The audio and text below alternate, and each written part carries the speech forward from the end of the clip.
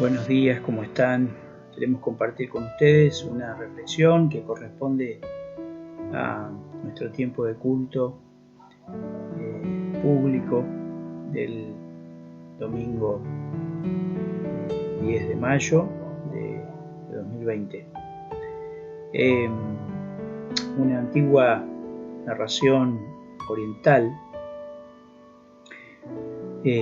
nos relata que un mendigo que iba de ciudad en ciudad buscando dónde dormir, llegó hasta las puertas de un enorme palacio.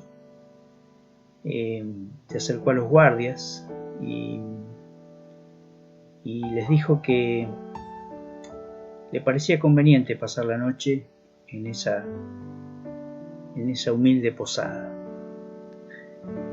Los guardias no supieron cómo reaccionar, entre que querían reírse de la frase del vagabundo o enojarse con él, que no lograba reconocer la gloria de ese tremendo palacio. Decidieron llevarlo frente al mismísimo monarca para que él mismo escuchara atónito la declaración del peregrino. Lo hicieron atravesar grandes salones llenos de muebles, escaleras, lámparas gigantescas, hasta que llegaron a la sala del trono, donde estaba el rey atendiendo sus asuntos, y entonces le dijeron: Su Majestad, ha llegado hasta las puertas del palacio este mendigo, y no sabemos si está loco o se burla de nosotros. Dice que quiere pasar la noche en esta humilde posada, en este albergue de caminantes. El rey se indignó con el hombre, le dijo: ¿Cómo llamarle a mi palacio humilde posada, albergue de caminantes? ¿A qué te refieres? ¿Eres ciego? ¿Estás loco? Entonces el mendigo le preguntó al rey: dígame, Su Majestad, ¿quién ha construido este palacio?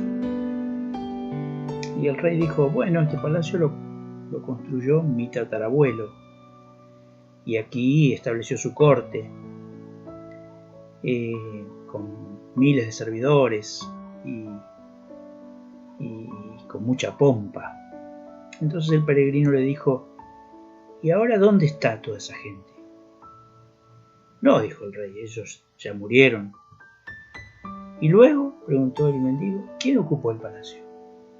Bueno, luego de mi tatarabuelo lo ocupó mi bisabuelo, con su propia corte.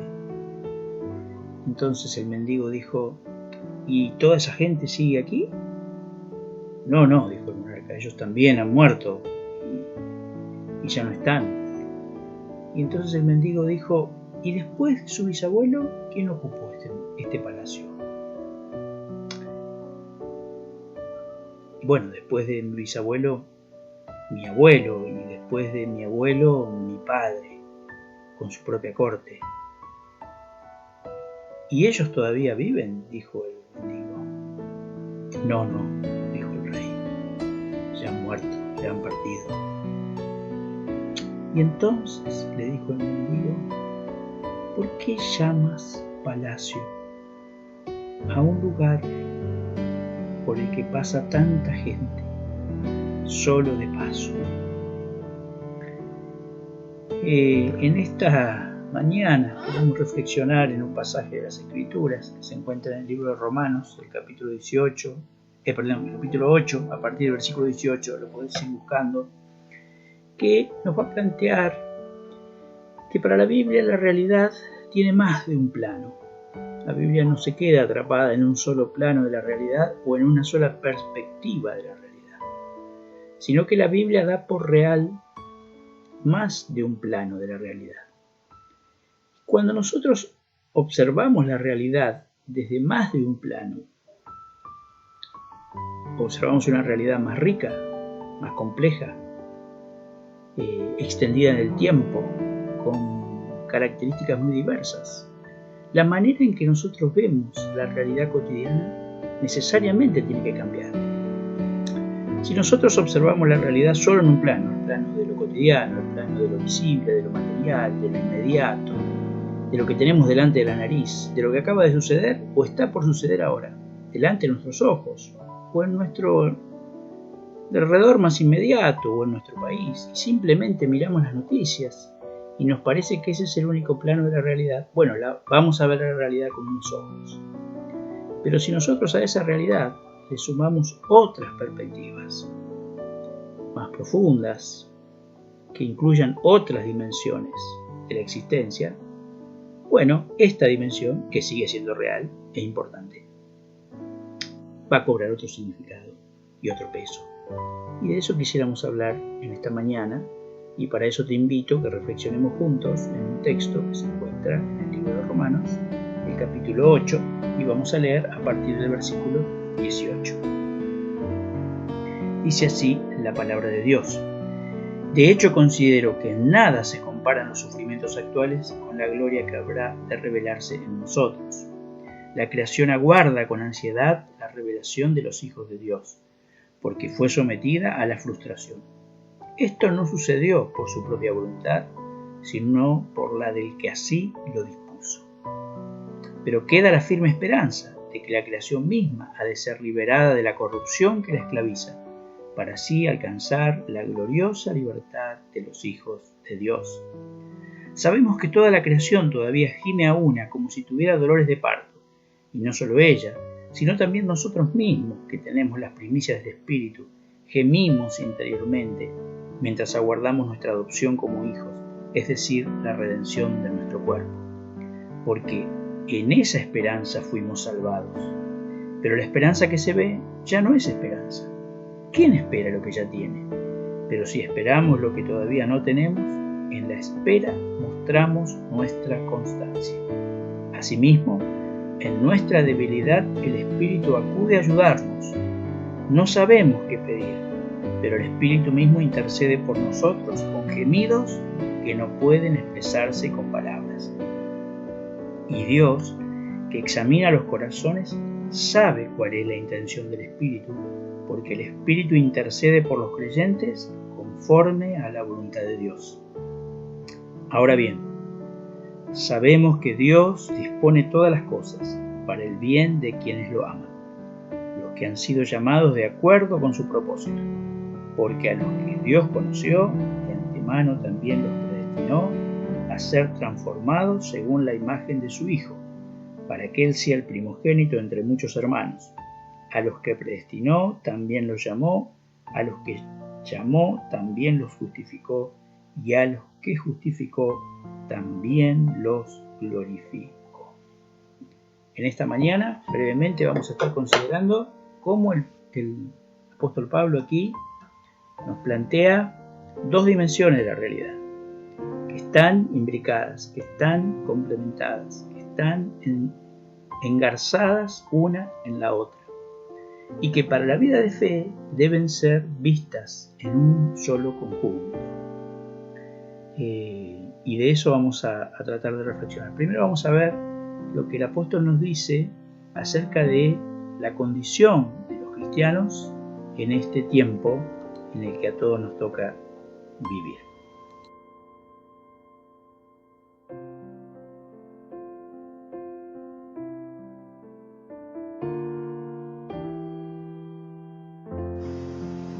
El apóstol Pablo comienza este texto con una comparación.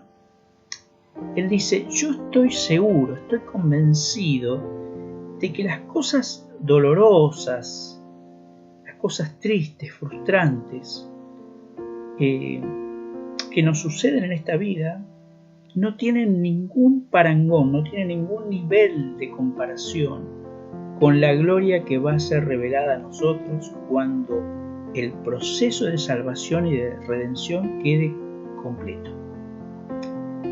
Un proceso de salvación que ya ha comenzado. Una dimensión, la dimensión de la salvación, ha entrado en la dimensión del tiempo. La dimensión de la eternidad ha entrado en la dimensión del tiempo.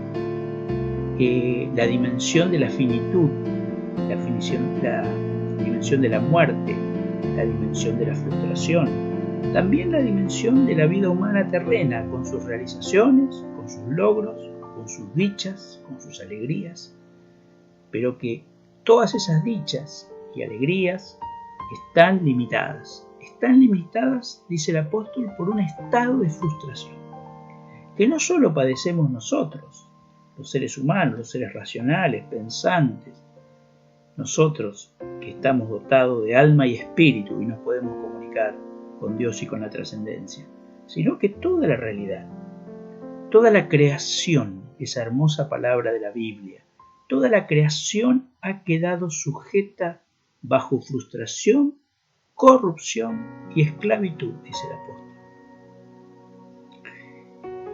Es decir, este plano de la realidad no es como debería ser. Este plano de la realidad nos trae alegrías, nos trae dicha, nos trae satisfacción, nos trae momentos de entrañable belleza y también nos trae fealdad, nos trae dolor, nos trae tristeza, tribulación, fracaso, un profundo sentimiento de inhabilidad, aún incluso para vivir nuestra propia vida cristiana, con nuestros fracasos espirituales, morales. Pero este plano de la realidad no es como debería ser. Ese es el gran mensaje de la Biblia. Este plano de la realidad es un plano corrompido, es un plano frustrado. Pero es el plano donde debemos desarrollar la totalidad de nuestra vida humana. El cristiano no puede soñar en convertir este lado de la realidad en el cielo. No hay capacidad intelectual, ni capacidad científica, ni capacidad sobrenatural, carismática. No hay milagro, no hay poder que pueda convertir a este lado de la realidad en el cielo, en un lugar ideal. Este plano de la realidad para la Biblia ha quedado dañado. Pero Dios no ha decidido descartarlo, ese plano de la realidad, sino que más bien ha encontrado la manera de usarlo para nuestro beneficio. Este transcurso por una vida que puede estar llena de tropiezos, de esfuerzos, de sacrificios, se convierte en el taller de Dios. Mientras, en ese taller se nos prepara para experimentar otra dimensión de la gloria. La gloria de Dios ya se ha hecho presente en Jesucristo, según los evangelios y las cartas del Nuevo Testamento, pero aún no se ha manifestado esa gloria en plenitud. Hemos apenas podido experimentar, podido gozar las primicias. Aquí Pablo en este texto habla de que el Espíritu es la primicia de nuestra salvación. Ese consuelo del Espíritu, esa presencia del Espíritu en nuestras vidas, no es ni más ni nada menos que un reflejo, un destello de la gloria de Dios, un destello del cielo, un destello de la nueva tierra y el nuevo cielo que Dios va a crear cuando reúna todas las cosas en Cristo y termine el largo peregrinaje del cosmos hasta encontrarse con Dios. Mientras tanto gemimos, dice el apóstol. Interesante porque en este pasaje aparecen 3 gemidos. La creación gime y es interesante porque aquí se usan 2 palabras para hablar de lo que hace la creación. 2 palabras que en el griego son muy significativas. Gemir es el gemido de una mujer que está de parto. Una mujer que sufre porque va a dar a luz algo mejor, algo extraordinario, pero hay que pasar por los dolores de parto. Y la creación padece la frustración que el pecado, la muerte ha traído a este mundo. Y entonces gime en un clamor que, si prestamos atención, es audible para nosotros a diario. Pero no solo gime la creación, sino que dice el texto aquí que acabamos de leer, que la creación anhela. Y la palabra allí para anhelar, literalmente en el griego, es alguien que estira el cuello para alcanzar a ver algo que todavía no está pudiendo ver del todo, pero que vislumbra. La creación está de puntillas, dice un comentarista. Está expectante, está esperando. ¿Qué espera? La manifestación gloriosa de los hijos de Dios, la libertad de los hijos de Dios, de la cual va a ser empapada también toda la creación. ¿Te imaginas? Cuando la creación pueda ser liberada de la contaminación, de la degradación, del desprecio, de la sobreexplotación, hemos extinguido de la tierra un porcentaje tremendo de la creación original de Dios. Todo va a ser renovado, pero ahora la creación gime y anhela, mira, otea el horizonte. Los cristianos gemimos. Nosotros también gemimos, dice el apóstol Pablo. Nosotros también gemimos porque anhelamos ser redimidos por completo. Anhelamos salir de este mundo. No salir de este mundo en el sentido de morirnos, sino salir de esta dimensión de la realidad, siempre frustrada. Interesante porque la palabra que usa acá el apóstol para frustración es la traducción de la misma palabra que usa el autor de Eclesiastés para decir vanidad de vanidades. Todo es vanidad, todo es vacío, todo es absurdo, todo termina en cero, todo termina en absurdo. Gemimos. Gemimos porque no sabemos cómo orar, dice el apóstol. ¿Te ha pasado? Me ha pasado. Que los problemas parecen tantos y además parecen tan irresolubles. Tanto porque el problema que enfrentamos es irresoluble en nuestra propia vida y decimos no sé cómo voy a salir de esto. Como también estos problemas que son tan estructurales, tan grandes, como por ejemplo ahora el coronavirus. Y decimos, no sé qué pedir, cómo pedir, y no tengo fuerzas para pedir. Pero gemimos y nos lamentamos, como los hombres y mujeres de toda la historia bíblica, que aún en dolor, en tristeza, en angustia, como Habacuc, como los salmistas, como Job, fueron a su Dios y derramaron su corazón delante de Dios, anhelando esa esperanza. Fuimos salvados en esperanza, dice el apóstol Pablo. Y la esperanza nos alienta y nos desafía porque sabemos que hay otra dimensión de la realidad que ya ha penetrado nuestra dimensión, pero todavía no ha podido plenificarla, no ha podido llenarla por completo, no ha podido transformarla por completo. Y entonces peregrinamos en este valle de lágrimas. Pero no solo la creación gime, no solo nosotros gemimos, sino el Espíritu gime. Ese Espíritu que nos ha adoptado hijos de Dios, nos ha hecho hijos de Dios. Ese Espíritu que habla a nuestro espíritu y le da testimonio de que somos hijos de Dios. Ese Espíritu que nos consuela como un acompañante. Aquí cumple un rol intercesor, un rol de ponerse al lado de otro para interpretar su dolor y traducirlo al trono del Padre. El Espíritu gime con gemidos indecibles, con sentimientos, traduciendo anhelos, traduciendo esperanzas, traduciendo angustias que no podemos decir con palabras. ¿Viste cuando algo te duele mucho, mucho, mucho, mucho? Y te preguntan cómo te sentís y no lo podés explicar. No hay palabras. No hay manera de decirlo, pero el Espíritu es el traductor. Él le transmite a Dios, le traduce al trono del Padre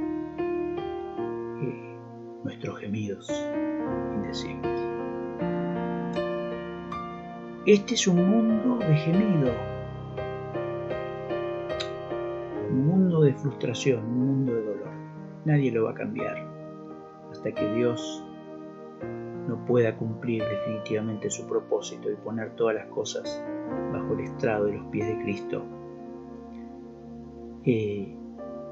Pero es un mundo en el que vivimos en esperanza. Pero todavía hay algunos aspectos de esa dimensión trascendente que se nos quieren revelar para mirar en otra perspectiva esta dimensión que nos toca vivir.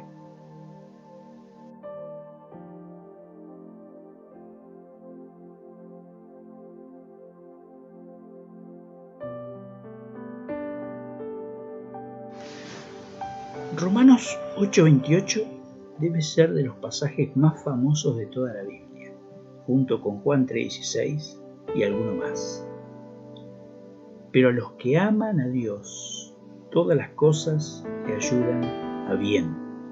A los que aman a Dios, todas las cosas le ayudan a bien. Otras traducciones dicen, pero Dios ordena las cosas, todas las cosas para bien de aquellos que le aman. Mientras vivimos en este plano de la realidad y esperamos la redención completa, esperamos que la obra de Dios se complete y finalice y nos haga partícipes de una libertad, nos haga partícipe de una plenitud, de una paz, de un gozo, de una celebración que no tienen explicación humana. Mientras esperamos que se complete ese proceso, decíamos que caminamos en un valle de lágrimas, que caminamos en un valle donde escuchamos el gemido de la creación, gemimos nosotros y el Espíritu viene a gemir a nuestro lado, anhelando la redención definitiva. Cómo quisiéramos que este mundo se compusiera, cómo quisiéramos que dejara de haber una injusticia y una opresión tan despiadada, cómo quisiéramos que la acumulación económica a costo de lo que sea no fuese la meta de tantas personas en esta tierra. Cómo quisiéramos erradicar la esclavitud, cómo quisiéramos erradicar la trata de personas, la explotación del ser humano por el ser humano. Cómo quisiéramos que dejáramos de destruir esta hermosa casa común que Dios nos ha ofrendado. Y por eso gemimos, porque todavía no lo vemos en plenitud ese proceso de salvación. Hemos sido salvados en esperanza, y el que ve lo que espera, dice el apóstol Pablo, en realidad ya no lo espera más, ya llegó, pero todavía no llegó, y entonces lo esperamos. Pero mientras tanto, así como el Espíritu viene y nos auxilia orando por nosotros, y te puedo asegurar que cuando tenés esas oraciones intraducibles en palabras, hay un traductor para tu dolor, hay un traductor para tu queja, hay un traductor para esas palabras que no sabes decir. Ni siquiera a Dios, ni siquiera en tu intimidad, el Espíritu está intercediendo, gimiendo, diciéndole al Padre, lo que le pasa es esto, lo que no te puede decir es esto. Lo que lo tiene tan bajoneado es esto. Pero además de eso, hay otra dimensión de la dimensión de Dios, otro aspecto de la dimensión de Dios que ha atravesado nuestro mundo, que es la providencia de Dios. De una manera misteriosa que la Biblia no termina de explicarnos. Un Dios que en este momento de la historia no puede cerrar la historia y darla por terminada, sino que necesita más tiempo para llevar todas las cosas a la meta que se ha propuesto. Un Dios que espera que todos se salven, como dice el apóstol Pedro, porque para Dios un día es como 1000 años, y 1000 años como un día, y si la venida del Señor y del reino definitivo se demora, es porque Dios es misericordioso para que todos se arrepientan y vengan al conocimiento de la verdad.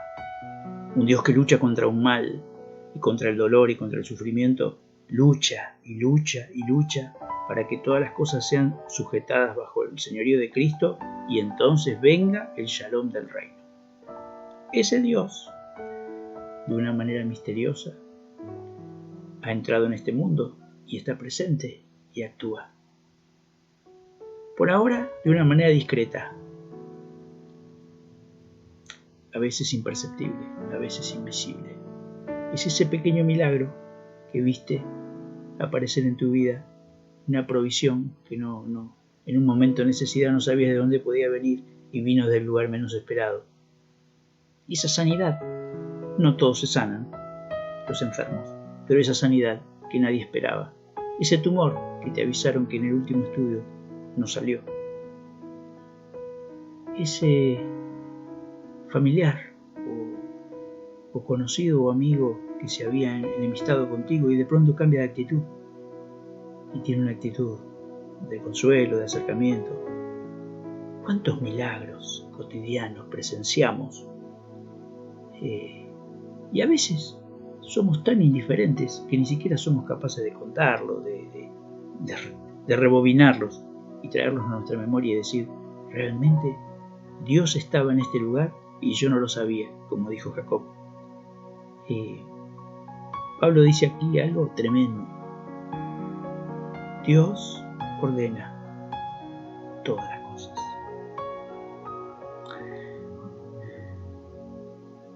Quizás Dios no pueda en este momento cambiar toda la realidad. El proceso de redención va a tener que ser más largo. Hay un largo rodeo de Dios hasta que lleguemos a la salvación plena. Pero durante ese largo rodeo, Dios no está ausente. Él, con su acción misericordiosa y su providencia, permanentemente va ordenando, disponiendo todas las cosas. Dice Romanos 8, 28, ahora bien, sabemos que Dios dispone todas las cosas para el bien de quienes lo aman, los que han sido llamados de acuerdo con su propósito. Porque a los que Dios conoció, de antemano también los predestinó a ser transformados según la imagen de su Hijo, para que Él sea el primogénito entre muchos hermanos. Dios no se ha propuesto una salvación pequeña, limitada, corta. Dios no se ha propuesto simplemente liberarnos de ciertas miserias, hacernos un poquito de chapa y pintura y arreglar un poco las cosas. Dios ha decidido transformarlo todo y transformarlo en profundidad, a la dimensión de Jesucristo. Y ahora, cuando sufrimos, cuando padecemos, cuando en este valle de lágrimas gemimos, esas mismas situaciones que no son agradables, que no nos gusta pasar, que no elegiríamos, Dios las ordena para nuestro bien. ¿Y cuál es nuestro bien? Nuestro bien es que en nosotros se complete el proceso de redención, de transformación, de santificación, y que nuestra salvación quede asegurada para siempre en Cristo, al llegar a ser como Él. Dios nos ha justificado, nos ha declarado justos, nos ha adoptado hijos suyos, nos ha predestinado a vivir en esa dimensión de plenitud que Él tiene preparada para todos nosotros. Ha decidido glorificarnos, y es interesante que aquí en este pasaje del versículo 29 y 30 todos los verbos están en pasado. Dios ya nos justificó, Dios ya nos predestinó a ese destino maravilloso, Dios ya nos glorificó. Y la fe que experimentamos y que vivimos en este camino hacia esa meta va siendo fortalecida, afianzada, desarrollada, precisamente por los acontecimientos que nos toca vivir en este tiempo. Miren qué cosa notable. En la medida en que Dios no puede eliminar de un plumazo todos nuestros dolores y nuestros sufrimientos, decide convertirlos en el material con el cual nos capacita, nos forma, nos prepara y nos asegura en el camino de la salvación junto con Él. No nos deja solos mientras caminamos en sufrimiento, porque Él nos acompaña y gime con nosotros. Y a mí me gusta comparar este pasaje con ese otro de Juan, en la primera carta del apóstol Juan, que dice que Jesucristo intercede por nosotros junto al Padre. El Espíritu en nosotros gime al Padre. El Señor Jesucristo junto al Padre intercede por nosotros. Estamos, como decía el teólogo Hofer, tan hermosamente arropados por el amor de Dios. Aunque tengamos que pasar por esta vida, situaciones dolorosas, desagradables, angustiantes, que no quisiéramos tener que atravesar. Pero, que dice el apóstol Pablo en el versículo primero que leímos, en el versículo 18, yo estoy seguro, estoy convencido que comparativamente estas cosas que debemos pasar en esta dimensión de tristeza, en esta dimensión de frustración, donde hay tantos límites a nuestra vida, no tienen comparación con la manifestación plena y definitiva de Dios en nuestras vidas. Y esta dimensión, la dimensión esperanza, es una dimensión muy importante para ser cultivada por los cristianos. En los últimos años hemos asistido a la proliferación de mensajes cristianos que han clausurado la dimensión esperanza. Lo han hecho tratando de traer el reino de Dios ahora aquí, olvidando que el reino de Dios tiene dos grandes dimensiones. Una primera, en la que se hace presente en el mundo en Jesucristo. Jesucristo lo dijo con toda claridad: el reino de Dios está entre vosotros. Entonces, las dinámicas de consuelo, las dinámicas de salvación, las dinámicas de regeneración, de santificación, de justificación, ya están operando en el mundo, están operando en tu vida, están operando en mi vida. El resultado es incierto, fragmentario, limitado, frágil por momentos, pero allí está Dios para asegurarlo. Pero mientras tanto, hay otra dimensión. El reino de Dios tiene una dimensión de esperanza, una dimensión donde sabemos que el que va a completar con certeza esta obra, tanto la obra personal en cada uno de nosotros, como la obra total de la redención del cosmos en Cristo, es el Señor. Aquel que comenzó en vosotros la buena obra, la completará hasta el día de Jesucristo. Y aún las situaciones que son difíciles de atravesar, que son muy dolorosas, que tenemos que pasar en esta tierra, también colaboran, se ordenan de una manera providencial. Si nos abrimos a esa obra, si nos abrimos a la obra del Espíritu, si oramos a Dios aún sin palabras, porque sabemos que el Espíritu está intercediendo por nosotros, si tenemos una actitud receptiva a la acción de Dios, si nos humillamos delante de Él, si nos sometemos a su bondadosa providencia, entonces esas fuerzas operantes de Dios en nuestra vida nos llevarán adelante, de victoria en victoria. El texto termina de una manera maravillosa si ustedes lo siguen leyendo.